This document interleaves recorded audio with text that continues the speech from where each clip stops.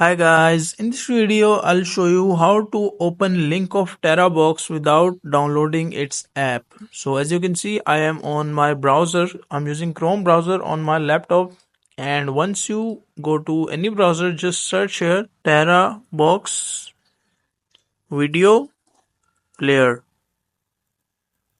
And once you search here, just also write online and press enter.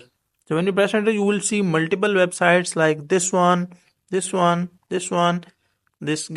or you might see some other websites. So what you need to do is just go to the first website, this one, mdiskplay.com. As this one is working, so avoid other websites and open this website. And once you open this website, so it will look something like this. Watch mdisk, Terabox and vdisk videos online. So what you need to do is just paste Terabox link to watch. And once you paste, let's say I have this link.